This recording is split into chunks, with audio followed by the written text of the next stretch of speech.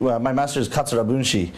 The first time I ever saw Rakugo was at a little. Do you know yakitori? It's the chicken skewers. I was addicted to yakitori. I was going to this restaurant in Yokohama about 8 times a week, twice on Sundays. I just went there every day. And the owner of the restaurant said, you know, you're interested in Japanese culture. We're having a little Rakugo show next week. Why don't you come see it? And I'd never heard of Rakugo. I'd been in Japan now 5 years, right? And I thought, I don't know what it is, but okay, I'll go see it. And I went, and the Japanese storyteller comes out in a kimono, and there's the shamisen music and the taiko drums, and then he sits down on the cushion, and he starts out with this long formal greeting, like "Goraijo itadaki arigatou gozaimasu, atsuku onrei o shiragemasu, watashi wa kou miete mo rakugo nan desu Katsura-san shi, aratame Rokudai Katsura bunshi no 15番目の弟子のKatsura-sanに輝くと書いてKatsura-san shiと申します。どうぞよろしくご指導ご鞭達のほど願わしく存じております。And I thought, wow, this is unbelievable. This is so cool. I had no idea what he just said, but I thought, oh, this is cool. And then the storyteller does a little monologue, which is a lot like stand-up comedy. It's just talking about anything in his life or what's in the papers or daily life of his friends and that kind of thing, right? And then gradually brings his monologue to the theme of the story he's going to tell. And in the second half of the story, he starts moving his head from left to right to differentiate different characters and brings you into the world of the story. And every story finishes with a punchline, and that's the Rakugo style. You start with the greeting, you do your little monologue, you do a story, end with a punchline. Well, stand-up comedy, one of the things is the Rakugo is a 400-year-old tradition. So the Rakugo storytellers, there's now maybe over 700 in Japan. They'll all do Rakugo storytelling in the same way according to the same rules. For instance, everybody kneels on a cushion. Everybody wears a kimono. If you're working with other storytellers, you'll always go in order of how long your career has been. So the newest person is going to go first. The way you move your head from left to right to differentiate the characters has a whole set of rules associated with it. So this is something with stand-up comedy. Every comedian, they may stand up, they may all be standing up, but that's where the similarities end. I think every comedian has their own kind of style. Now, one of the similarities is the first half of a Rakugo story is just like stand-up comedy in that the Rakugo storyteller makes up his own material and tries to entertain the audience and get friendly, become the audience's friend through a kind of a monologue. Now the only difference is the Rakugo storyteller sitting down, but it's actually very similar up to there. Once they get into the story, we're getting into the whole adherence to the 400-year-old tradition and the rules, and there's a canon of stories. Lots of storytellers will do the exact same stories. Just like a jazz musician will play the standards, the storytellers will do the standard stories that everybody wants to hear, but they'll always have their own little twist on it. The Rakugo storyteller uses only 2 props. This is a fan, and this is a hand towel. But these could become anything. For instance, if I wanted to write a letter, I would use it in this way. Dear Mom, I miss you. Sunshine, right? Or if I wanted to eat a bowl of noodles, I'd take the noodles like this. I'm really not very good at the noodles part, but it's just my chopsticks, right?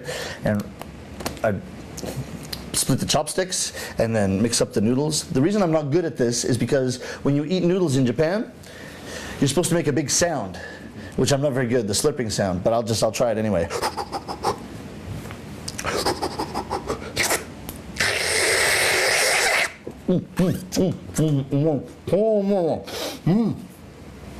Arigato.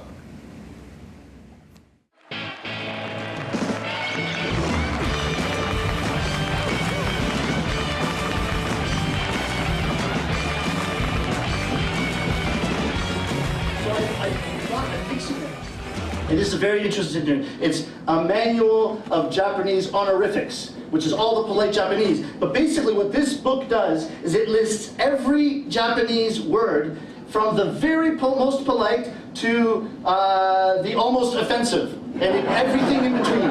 It gives you all the most impolite version. It gives you everything in between, lists it all out. And for example, if you say thank you, in English, if we want to say thank you, we say thank you, right? And if we want to say that more politely, we might say thank you very much. And if we want to say that more politely, we might say thank you very, very much. And sometimes we might throw in a thank you so much. But there's not that many words for thank you in English. But according to this dictionary, there are 47 separate ways to say thank you in Japanese. And it's incredible. And now if you're in the middle, you'll get the regular one. You probably all know it. Arigato.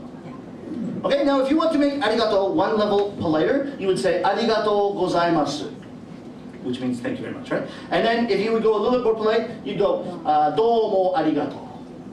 Okay? And you want to go a little bit more polite, you go domo arigato gozaimasu.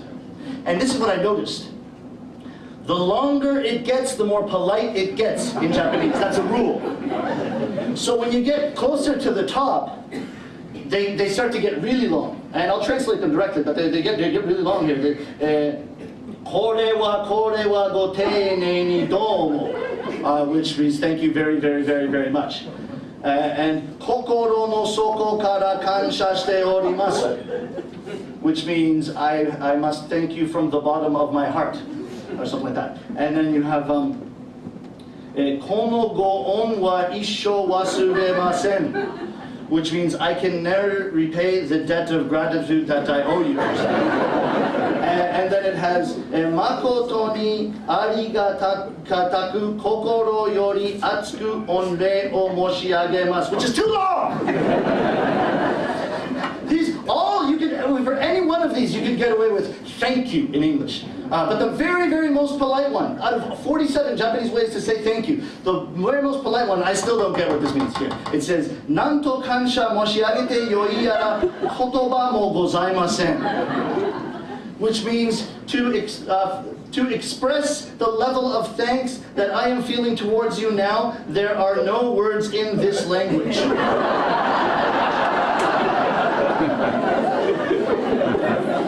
I just spent 3 weeks learning 47 ways to say thank you. Get to the top and you say there's no words.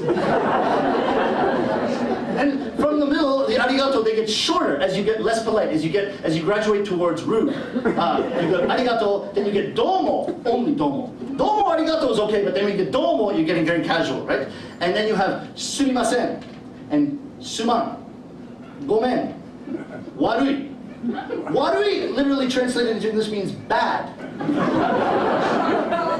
So you could get a present and say, oh, bad, and that would be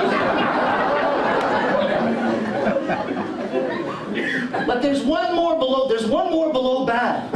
The absolute least polite way to say thank you in Japanese, to show gratitude in Japanese, 47 ways, the very least polite, at the very bottom. I was shocked with this. Thank you.